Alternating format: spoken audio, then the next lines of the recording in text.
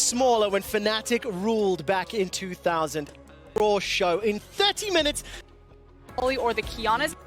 Up for the stage of the game where they thrive. This is the best team fighting team inside of the LCK, and it's something that teams on the international stage must look out for. And everyone has their eyes on, of course, the return of Faker to the World Championship. Right now, there is a lot of debate around who the best mid in the LCK is right now. The one thing you can say for sure is that Faker is in form, Faker's team looks great, and they are poised to challenge when summer's come along. I want to dive into this best mid out of LCK, but that will come in a few minutes time, a little later in the show.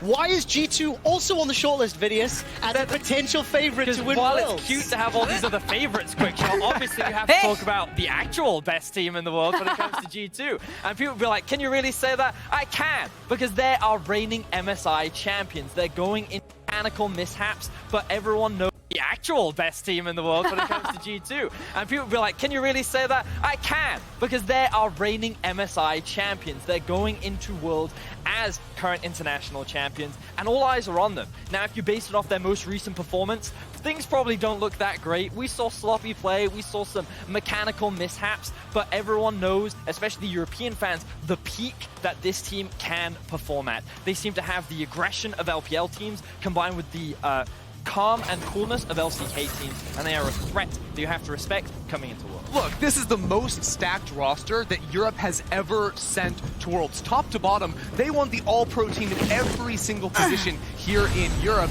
and they talk a big game online. They back it up with their incredible play on the Rift. I think it's the conversation of, in the same way that we're rating SKT so highly as favorites for the tournament, it was really their playoffs that clinched it for them, whereas their regular split was very shaky, especially early on. G2 are almost kind of the inverse of that. They managed to lift the title. The playoffs were very shaky, but their regular split was so damn dominant. So it's about the longevity of both these teams, which is why they're both on this list. It's really, really exciting. And one of the goals that we have for this pre-show before the group's draw is to inform and entertain to a degree a lot of the viewers at home about some of the teams, some of the players we're going to be talking about, so that when we actually draw the teams, some of that context and shock and awe can happen. Let's talk about some of the teams that could cause problems for the favorites, right? Let's talk about some of the teams that will show up on the international stage that could knock out a favorite or a dark horse to win the whole thing. I'm going to jump in early, quick shot. I have become a huge Damn One fanboy. We know that is. I love this team. They are big. I mean, the reason is because I call them a G2 light. This team is fast, they are aggressive, they get in your face, and they are full of young, hot-blooded talent that is some of the best in Korea. What happens when they actually beat G2 then? I mean, I'm gonna cry, but I'm also gonna be excited because this team to me just looks fantastic. They're fast, they're efficient, and they are what I define as opportunistic. And if you make a small misstep, they will not be afraid to pounce on it. And I think this is so unconventional from what we have so commonly seen for so long from the LCK. And in particular, the player that I love to watch on this team is their jungler, Canyon. He is one of the most fluid early game pathing junglers in the LCK. He changes his path up onto him. You cannot predict this guy, and he shows up exactly where he needs to be. It's really solid performance out of him, combined with their support Barrel that is absolutely on for. Those two players will just run you and gun you down. The question, of course, is can this team take their domestic success and translate it into an international stage? Because we have seen instances where new blood from the LCK in particular has a lot of hype around it, a lot of build-up, they birth onto the international stage and they fall a little bit flat. And maybe that's because the expectations are set so high because you have the legacy of LCK behind you, or maybe it's because they're not quite ready. It is, because one of the things I actually don't think is very heavily discussed a lot is just how many times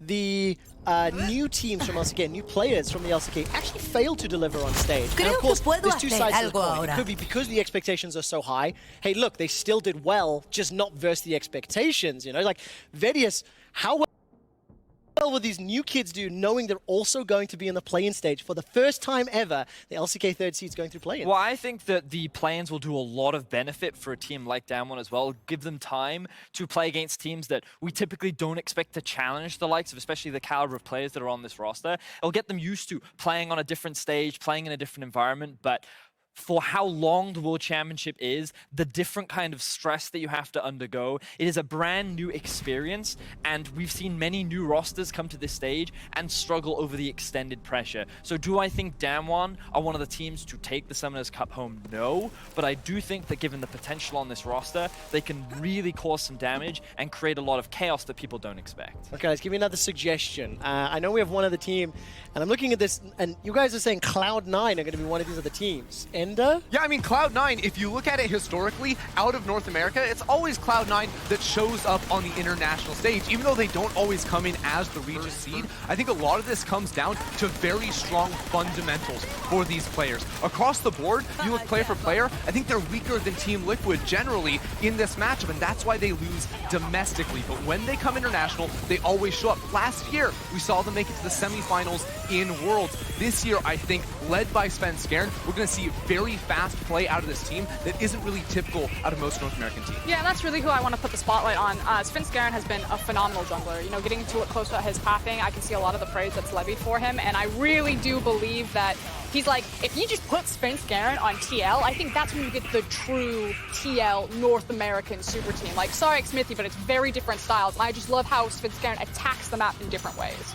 What sort of pressure is now on Svenskeren and Cloud9? Because there's so much pressure. I feel like that when you look at this roster, just naturally having the name Cloud9, you default are expected to go to Worlds if you're a North American fan, and then on top of that, you're expected to perform. This team consistently makes it out of the group stages in groups that they should not get out of. They always end up doing it, and it is always surprising in how they do it. And again, it's what my two colleagues were saying, that they have good fundamentals, and there's always a player that stands out. And I think that right now, the player that's standing out is Svenskeren, and I think that he will challenge the best junglers in the depending on your age, either the Exodia comp or the Voltron comp, depending on, you know, whatever show you prefer. Look, we don't have enough time to dive into every single every single, it's not Power Rangers either, but we'll we don't have enough time to dive into every single team and every single player, of course. We do have a 20-minute countdown till the draw show. So I want to move us on and talk about some of the players. And one of the ways that I'd like to do this is, let's take a look at which region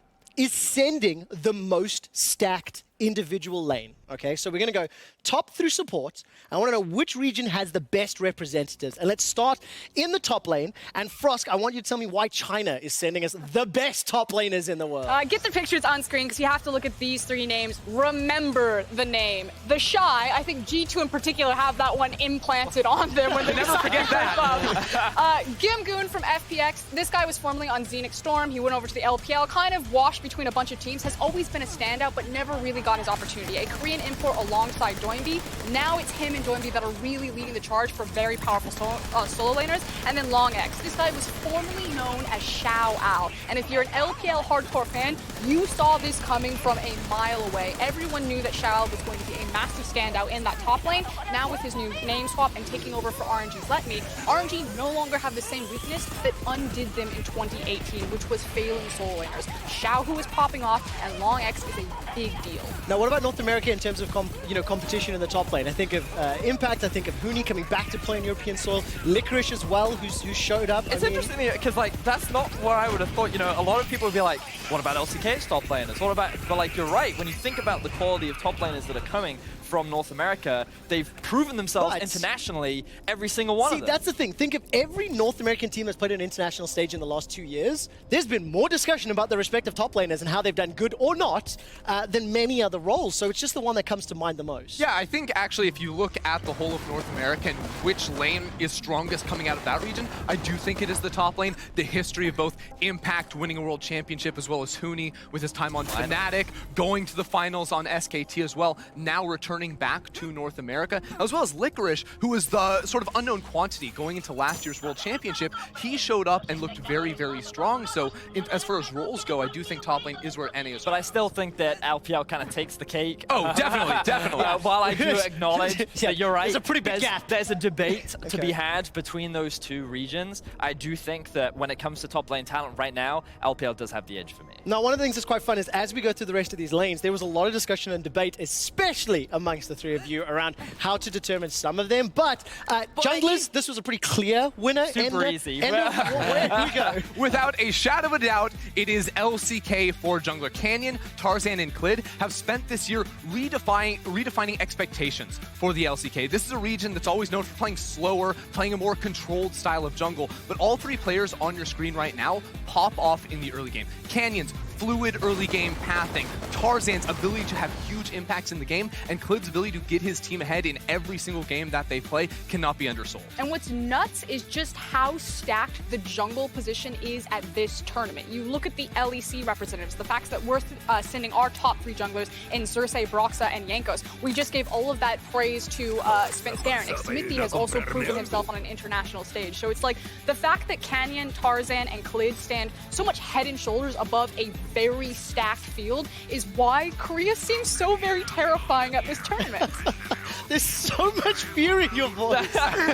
So much fear in your voice. All right, so jungle, clean and clear. I really wanted EU to win the midsection.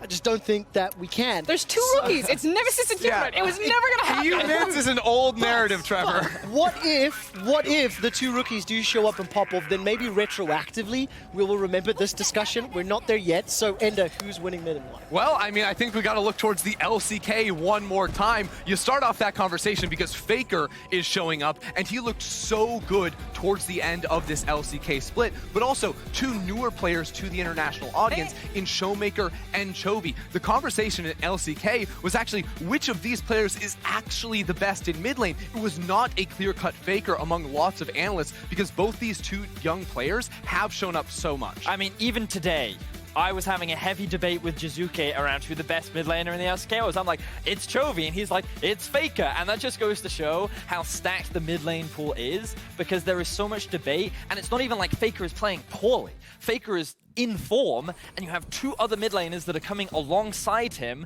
that are, if not in more form than he is. So it's terrifying to think the caliber that is coming out from LCK in terms of their mid-jungle duos. And it's going to be fascinating to see whether or not they are capable of showing up on an international stage, because again, we talk about rookies, there are young and new players from the LCK for the first time on this international and world stage. And given that we have evidence to show that they don't always show up in playoffs, the world stage should, in theory, be a bigger audience. So will they actually show up in this situation? And I think that's just like the cherry on top. Because when you're looking at this, you really have to take in the whole collective, because there'll usually be like at least 1 or 2 standouts of every position, but then it's kind of like the third one that lets you down, and so you just grab what's stronger. It's the fact that in this LCK lineup, you have the cherry on top of the standout, that high ceiling of the greatest player of all time, and then you have the well-roundedness of also Chovy and Showmaker.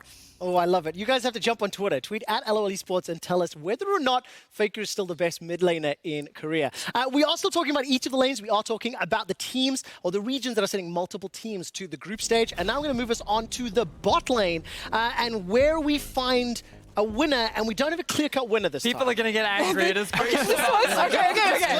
When we sat down in the room to do this, this one was definitely the most contentious. And I think that there are fair arguments for either side of this one for probably 3 but which reasons. sides, Frost? Okay, let's start with the LEC bot laners. So you have the representatives of Perks, Reckless, and Kabe. And I think the big defining argument for why the LEC would be sending the 3 best collective bot laners is in the fact that it's bot lane. It's not ADC, it's not marksman, it's the fact that you're going to have Garen Uni flying down there, you're going to have your traditional ADCs, and you're going to have your Syndras. The fact of how they've revolutionized the meta down there, I think is what's really defining, as well as having international pop-off performances. When Reckless meets Uzi, he gets dumpstered, but when Reckless met Jackie Love, he put him in the dumpster. So you still haven't given me where your answer is. You've given me multiple considerations, Vivenius. So for me, I was edging a little bit more towards Europe initially, but then I watched the FPX final, and now I'm a little bit more towards the LPL representatives, but I do think that it is a debate on your preference, because I think that everyone can agree Perks Reckless coming out from Europe and Jackie Love plus Uzi from LPL are probably 2 of the standouts. But LWX and Kabe can be up for debate. And it's very much around LWX is this aggressive, in-your-face, very strong laner. Yeah, strong laner. Whereas Kabe is a lot more about playing for his team and much more in the team fight aspect. So which one do you value more and which one do you rate higher?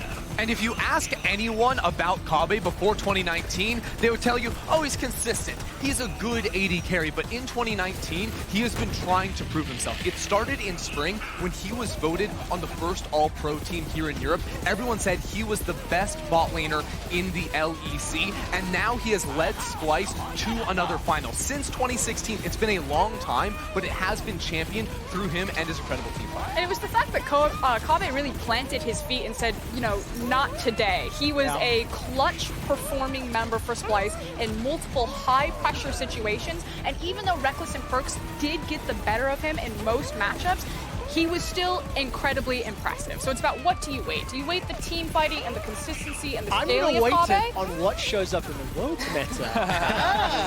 I will say this though, when you take an LWX and Crisp, I do think that FPX have a significantly stronger 2v2 bot lane than Splyce. But that's not what we're talking about. We're just going individual laners.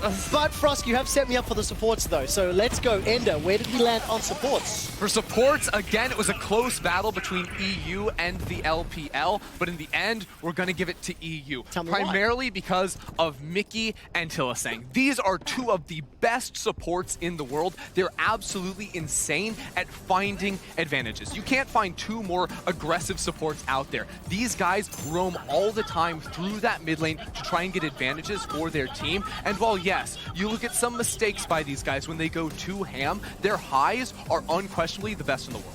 And we can see the odd one out here. We recognize that Norskeren is not necessarily like the other two, in that Mickey and Hylissang are defining in terms of their team's playstyles, and G2 and Fnatic would be different teams if they lost those supports. But we do think that because of the collective strength of those two and how strong they are as a support, that it maybe it's biased, but I believe that it really does outweigh the shortcomings of Norskeren. See, the thing is for us, a lot of conversation was again over the LPL bot laners. Your three representatives are going to be the likes of Ming, Crisp, and Baolan. Baolan did not have the strongest regular split. Ming and Crisp are incredibly good. You don't know the name Crisp, you will remember the name Crisp. He is a very strong support, but do you lose the identity of FPX and RNG if you remove Ming and Crisp versus losing the identity of Hilly and Mickey and what they provide for G2 and Fnatic? And that was the biggest difference for us. I cannot wait to see how each of these lanes and individual players perform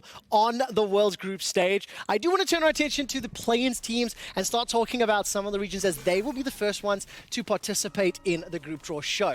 Now, in typical LEC European-style fashion, we do want to play a little bit of a game. Before we talk a bit seriously about the teams and players, I have actually printed out some names and some faces of individual players, and I'm going to be asking my analysts to help me pronounce these individuals. Oh no. Now, they do ramp up in difficulty, and I think I might need my single for this one, but here's the first option, okay? Team Royal Youth coming out of Turkey. Frost? Okay, so here's the thing. You can pronounce this one two different ways, because you can either say... Okay. I'll give you the third one. I'll start with the first two. You can either say closer, as in he closes the door, or you can say closer. Now his name is Closer, as in he's moving closer to you. I don't know what the third one is. I thought the third one could have been C Loser. Moving on. Let's see the next one. All right, Isurus Gaming. All right, Isurus Gaming. Let's try this one. Wait a second, that's not a player, that's a product. That's Bug Axe. It's a spray deodorant. It's about yay big. Here you can sort of spray it like that, get it all over your body, because this thing, it doubles as an insect repellent. So not only do you smell good, but you also get rid of all those bugs. You know what they say about bugs? No bugs. That's good. Right, moving on. I think it's Boogax. I don't know. What is it? I'm pretty sure it's also, like we are just having a little bit of fun with this. We do actually have pronunciation But it's guidelines. also it stems from a long history of What about No, it's short. Bird? Is it not Bert? That's Legendary. It's short for No, Albert. there's a second T, so it's Bertie. My apologies. Birdie, short for Alberti. legendary superstar ADC of Flamin' Joe's. Shout out to Bertie. All right, this one is for Frosk and only for Frosk. Okay, Okay, it's ananasik, and it means pineapple. There's no Are you N sure? in There's this. no end there. I know. Okay, How hold do you up. pronounce Hold that? up. How do you guys at home say this? No, I know what they're saying. Trevor, I know what they're saying. They're saying in chat right now, they're saying a yaya chip. Yeah, you chick. So the capital, he has capital H's. They're all capitals here, but yeah, they're not correct. Sorry. Because it looks like the N. And why is ananasik important in Germany? It's the German word for pineapple. It's close to it. Ananas, anyway. It means pineapple. His this name's one, pineapple. this one is actually a little bit more for the viewers at home because we should know, but I want to see if you guys can give me some creative No, just ask responses. Frost this one. Okay. 'cause, So this one is we should know. Okay, I came from like Give it a go, hard years of LPL, like trying to pronounce stuff that sounds that my mouth cannot make. I'm not trained, and then I see Vizicachi. I'm like, oh, like, the first time she saw it, it was Vizicasassi. It's Kazakhstan. All right, now this one, on 3, I want us to say together, all right? Okay. Because there's the reveal. Oh. 1, 2, 3. 1907 Fenerbahce eSport. Oh. You don't Wow. But anyways. You're fired. Okay, now the fun and games are over. Let's move on a little bit and start talking about some key play-in icons. All right, there are a number of players that are returning to the world stage, a number of players that are very, very successful, and I do want to get a little bit more of a serious tone. So let's start with Saya and Frostgirl. I know you have some strong feelings. So, coming to this segment, when we look at the play-in teams, a lot of people will just kind of be like, okay, I'm ready for group stage, like next. But you have so many iconic and legendary names who are consistently showing up, and it means so much for these regions to see these guys strive for it. And when you think about kind of like repeated international appearances and just domestic titles, Saya has to be the first on your list. He is technically the most decorated domestic player of all time in League of Legends. He has only lost like a single tournament a single domestic tournament that he has participated in, and he's not known for being like hyper flashy in lane or like hard flexing on kids, but he is known for being a great in-game leader and a superior shot caller. He works with his longtime jungler Audi, and Isurus Gaming with Saya kind of at the core of it are this LATAM super team, and it's Saya who will really lead them to success and hopefully make it to the main stage at Worlds. We'll have to see. Isurus Gaming will be in Pool 2 of the play-in stage group stage in just a moment or two. Let's turn our attention to Bert. BRTT, of course, from the CV LoL. Yeah, I mean, you can never forget BRTT. This guy's just a mainstay when it comes to international competition. And you go all the way back. You remember he was on the 2015 Pain Gaming roster that was one of the first emerging regions to ever win 2 games in the group stage at Worlds. This guy is a legendary bot laner. In Brazil, one of the biggest, probably the biggest name you can throw around in that region. And he's an absolute legend when it comes to the Draven in the bottom lane. You look at his arms, he's got Draven on his arms. You can't forget the man's Draven. He is still in 2019 pulling Draven bans, which is incredible. For me, it's just the flair of BRTT. It was like the fact that he had the skill and then he backed it up with such a big personality, and like he's almost like the epitome of it, the essence of a Draven player. Like he will just style on you, and Flamengo, I think it is. I think so, yeah. Yes. We're denied an upset in appearance previously at MSI at the very end, and now they finally get to showcase themselves, and this is what CB LoL fans have been waiting for. They wanted this team on the international stage to represent them. But that is both a blessing and a curse, because CB LoL fans are intense when it comes to their fandom, both for and against the representatives. Flamengo will be a Pool 3 seed, and we'll see what team they play in just a moment or two. I cannot get through a play-in show without asking Vedius about a Japanese player. So let's talk about one of the icons in your eyes. It's Saros. We have to talk about him. It is the Heimerdinger and the Ziggs main. I've been hearing a lot about Zillion as well. I'm yet to really see it on the international stage, but this guy has been one of the key figures when it comes to Japanese League of Legends. And last year, it was such a big moment for the LJL when they were able to make it out of the play-ins group stages and go into the knockouts. And it was so unfortunate that they drew EDG, but there was so much support and excitement around this team of what they were capable of. And you can see the slow and steady growth that this team and these players are making. And Saros has been the consistent mainstay of this roster. And I personally am always excited to see the Ziggs-Heimer main back on the international. I am going to make you, I want to hear your bold calls for how this team's going to do once we see their group. World champs. You are always the next one I'm actually going to jump on as well, because Unicorns of Love moved over to Russia. They started a team. Edward is back at Worlds. Unicorns of Love are playing at Worlds for the first time ever. And this is a guy that goes back all the way to Moscow 5 Gambit days and is extremely experienced. I want to see what he's going to do back in Europe and in the playing stage. Yeah, formerly Gosu Pepper. He's got a long legacy behind him. Pepper, wow. I know, right? That's a throwback. He coached in the LEC for a split for Rogue, I believe. Yeah, and in then, spring. yeah, hopped over to the LCL, excuse me, and it was like, want to go to Worlds, boys? Tag along. Unbelievable. All right, one last player, Enda, if you can tell me about Lloyd. Yeah, I think so. Lloyd comes from the LST. This guy goes way back to 2015. He was playing at Worlds for the Bangkok Titans, and he's just been through it all for this team. You look back to just last year, he also qualified for Worlds. The interesting thing about Lloyd, though, is that every year it seems like he flips between positions. He's playing jungle early on, now he's playing ADC. You remember last year at Worlds, he was a jungler. This year at MSI, he's back again. He is an ADC. Now at Worlds, he's a jungler again. So he literally just flips his role for his team so that they can go to these international events and hope to impress even more. How scary is it, Vedius, just before we get to the draw, that Damwon Gaming and LCK Rep is in the playing stage for the first time ever? I mean, it's pretty scary for these teams. I mean, but it's also a great opportunity to showcase what you're capable of, because again, remember, Damwon is a lot of young players playing for the first time on the international stage, and regardless, they are still representing the LCK. So if these playing teams are able to showcase a good performance against the likes of Damwon, it will give them a massive confidence boost and give them an opportunity to really make a name for themselves on the international. And absolutely will. Thank you guys so much. We're 10 seconds away from the draw. Just as a reminder, the play-in stage will be drawn, as will the group stage. Immediately after, I'll be back with the analysts to discuss the results of the 2019 World Championship group draw.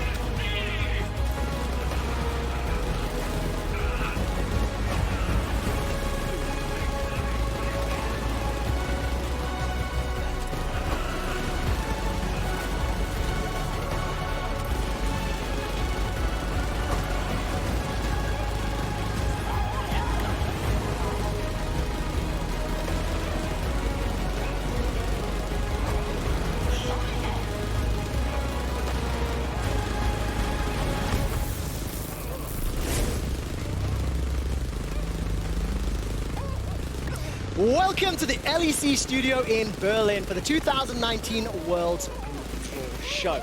I'm Quickshot, joined by Jizuke and Yamato Cannon, two representatives from Vitality, a team that really had a massive impact on the 2018 World Championship. SKT, G2, FPX, and Team Liquid, the best teams in the planet, are competing at Worlds 2019, but it is a long and tough road to the Summoners Cup. Let's find out who will be facing whom in the different stages of the tournament. We will first do the play-ins draw, followed by the group draw. The 2019 League of Legends World Championship is making its return to Europe, and we're here to take a closer look at the tournament's format. 24 teams will compete in up to 3 stages of Worlds, starting with the play-in stage, followed by the group stage, and concluding with the knockout stage. The play-in stage will take place in Berlin, Germany, and consist of 12 teams. The number 1 seeds from Brazil, Japan, Southeast Asia, Oceania, the Commonwealth of Independent States, Latin America, and Turkey. The number 2 seed from Vietnam, and the number 3 seeds from North America, Europe, the LMS, and for the first time ever, Korea. These teams will be drawn from 3 pools into 4 groups. They will then play a best-of-1 double round robin within those groups, and the top 2 teams from each group will be drawn into best-of-5 knockout matches. The 4 winners will advance to the group stage, where 12 new teams will be waiting. Those teams are the number 1 and 2 seeds from Korea, Europe, North America, and the LMS. All 3 representatives from China, as well as the #1 seed from Vietnam. The 16 teams will be split into 4 groups, where they'll play a best-of-1 double round robin. The top 2 finishers from each group will move on to the knockout stage in Madrid, Spain, which will play host to the first 2 rounds of a best-of-5 single elimination bracket. Finally, the last 2 teams will meet in the finals in Paris, France, where one will raise the Summoners Cup and secure their place as the 2019 League of Legends World Champion. It's time to find out which teams will be competing against which other teams in the 2019 play-ins stage. You can see groups pool 1, 2, and 3 behind me. We'll slot the teams into groups A, B, C, and D. Jizuke, could you please draw the first team from pool 1?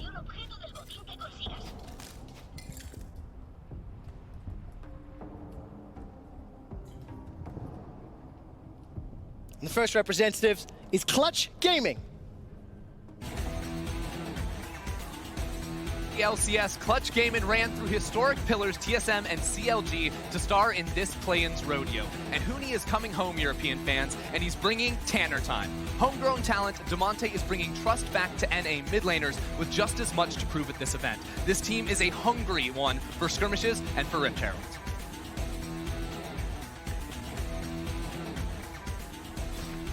Clutch will slot atop Group A. Jizuke, if you could draw the next pool 1 team.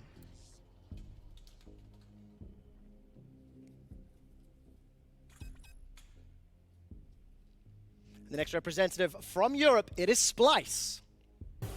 Slow and steady, Splice finally returned to the international stage after 3 years, helmed by star marksman Kobe. The odd one out from the other European representatives, Splice are bringing a bunch of fresh faces to the international stage, including rising star Humanoid, EU Midman. Also a huge congrats to Vizichachi, who has finally qualified after his debut in 2014. Obviously, Splice slots into Group B, and Jizuke control the 13.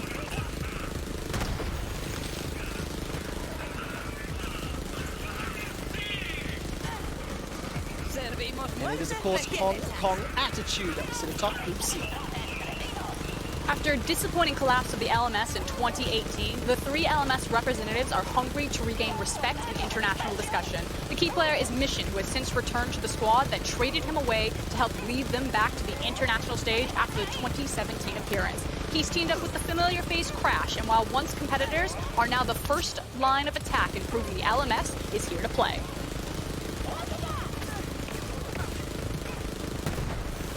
And of course, Jizuke, if you could please draw the final pool 1 seed.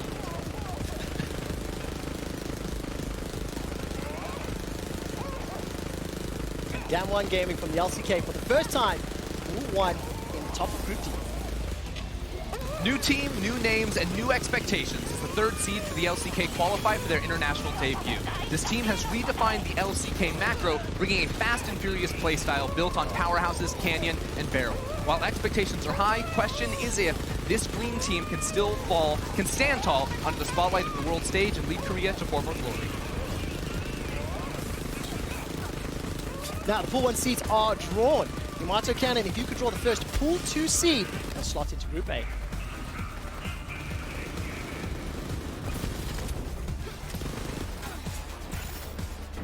And it is, of course, the Unicorns of Love. Former EU fan favorites, the Unicorns of Love, were reborn in the LCL to much success, finishing 2nd in the regular season before taking playoffs by storm. A close final with Spring Split champions Vega Squadron pitted former teammates against each other, but in the end, UOL triumphed. Fans of the LCL on the international stage may recognize domestic powerhouses like Boss or Nomans, and most of the important, the Thresh Prince himself, Edward.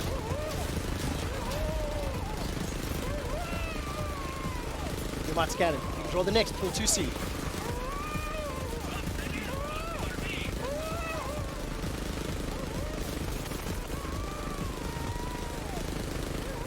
It is Isris Gaming.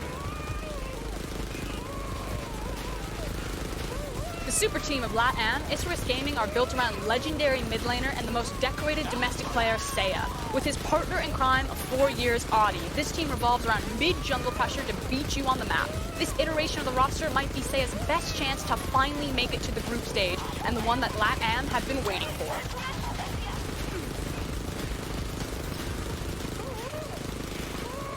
And of course, they will slot into Group B. You might again, if you can draw the next team, please.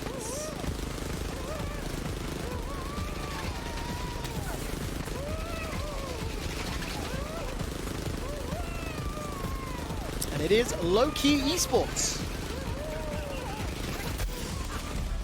The VCS opened to an intense race between 4 teams: GAM, Team Flash, Dashing Buffaloes, and Low-Key Esports. It would come down to the wire before GAM and Levi reigned supreme before being challenged by the bad boys of the VCS, Low-Key Esports. After getting destroyed in the playoffs, Low-Key, now humbled, fought through Team Flash to represent Vietnam as the 2nd seed. Keeping with their VCS roots, they are an aggressive team that attack you through the jungle with DNK. Alongside GAM, Low-Key are here to prove that VCS is a contending region.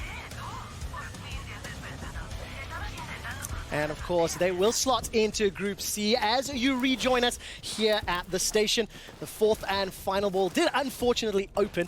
And of course, as it is the final name in the pool, Yamato, if you could please do the pleasantries.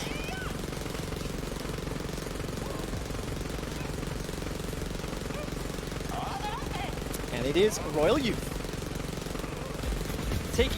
Taking down fan favorites Supermassive, Royal Youth are a collection of nobodies that defied expectation to become somebodies. Centered around LCK veteran Pilot, Royal Youth excel in hard-engaged teamfight compositions and went the distance due to pop-off performances from their jungler closer.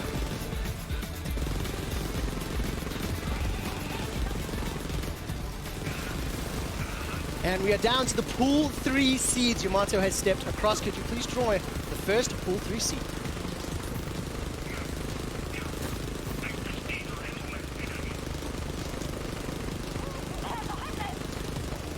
And of course, it is Mammoth.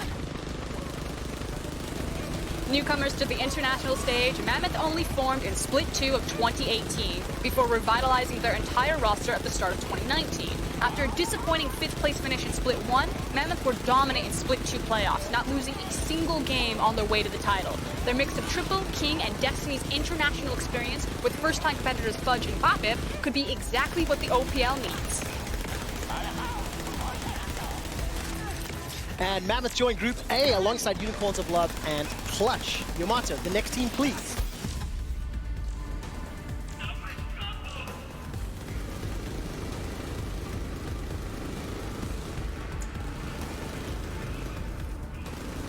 Detonation, focus me. Representing the LJL for the 6th time internationally, Detonation Focus Me are a familiar face to many. Having formed in 2013, they quickly became the driving force in Japanese League and are 8-time LJL champions. Although a Japanese team has never made it to the main stage of an international competition, they narrowly missed out on the knockout stages at MSI as their 4-2 scoreline in groups was narrowly too short. With an unchanged team from MSI built around veterans like Udafon and Evi, a lot of people will be thinking this is the best chance that the LJL has ever had. And of course, they will slot into Group B. Only 2 play-ins teams remain. Please draw one of them, Yamato.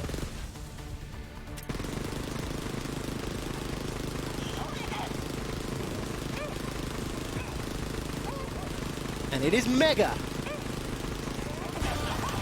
The Thai representatives from the LST built their roster this year around 3 of the region's 2018 World representatives, Rocky, Lloyd, and G4. After disappointing at MSI earlier this year, Lloyd role swapped back to jungle, as he often does, and they upgraded their bot lane, bringing Korean AD carry duel. And Yamato, if I could ask you to draw the final Pool 3 team.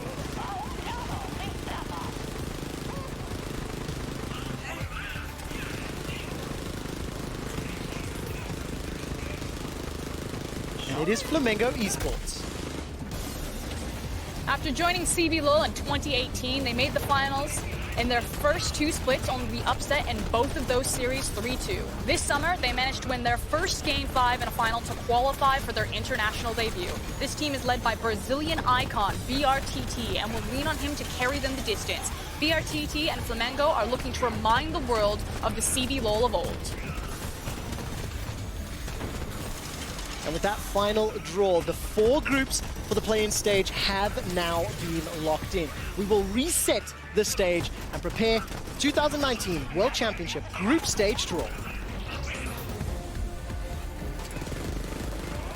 Okay, so right out the gate, looking at these groups, the one that I actually find the most interesting is Isris Gaming being matched across from Splice. Now the reason why I say that is stylistically, Splice are a team that don't necessarily attack teams in lane phase, although we'll see if kind of the skill discrepancy between major regions and emerging regions changes that for Splice, but Isris Gaming are excellent at playing the map, and I felt that they were a team that could do really well unless they ran into a very aggressive early game competitor. Splice, I think, is a good stylistic matchup that we might actually get to see Isris Gaming shine even against a major region. I also think if we look over at Group D, Royal Youth coming in as a Pool 2 team has to be very happy that they drew Damwon, meaning they can't get them in the knockout form of the play-in stage. So if they're able to come out of this group, or Flamengo underneath them, they have the ability to try and make it into the group stage. And then the other thing that I'm super hyped about, Thank you very much. We will get more time to break it down after the draw, but we're moving on to the group stage. As you can see, there are 2 pools, 4 Pool 1 seeds and 8 Pool 2 seeds. Yumata and Jizuke will once again draw the teams that will slot into the groups. And just a reminder that in one group, you cannot have more than 1 team from the same region. We'll explain that in more depth if the teams happen. Now, Yumata, if you could please draw the first Pool 1 seed.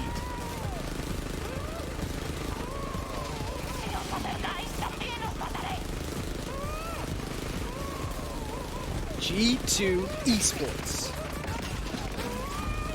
MSI champions G2 continue to come out on top in the LEC. Their star-studded super team remains one of the biggest European powerhouses in League of Legends history, as Caps, Perks, and all of G2 ready themselves to take on the best in the world, a taste of international success only propelling them to greater heights. Now for the first time in the modern era, EU and G2 are at the forefront of the tournament favorites. May I ask Yumata to draw the next Pool 1 seed?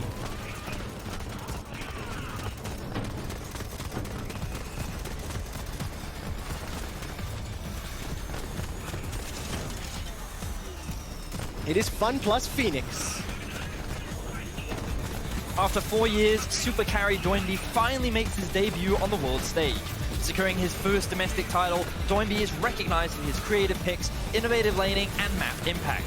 Alongside powerhouses Tian and Gimgoon, FPX were just short of breaking the record for the most winningest LPL team of all time. They speed ran through the LPL and now, as one of the favorites of the tournament, look to bring the Summoners Cup back to the defending region. Only 2 Pool 1 teams remain. Yamato, please draw.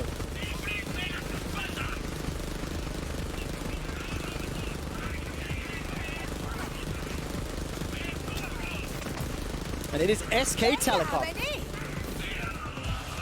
a team that needs no introduction. The 3-time world champions and 2-time MSI champions are back on the world stage after a disappointing 2018, which saw them missing out on a world spot. After finishing 4th in the LCK Summer Split, a lot of people wondered if SKT would miss out on Worlds for the first time ever in 2 consecutive years, but they had other plans. The legendary SKT playoff buff took full effect as they swept aside Afrika, Sandbox, Damwon, and Griffin.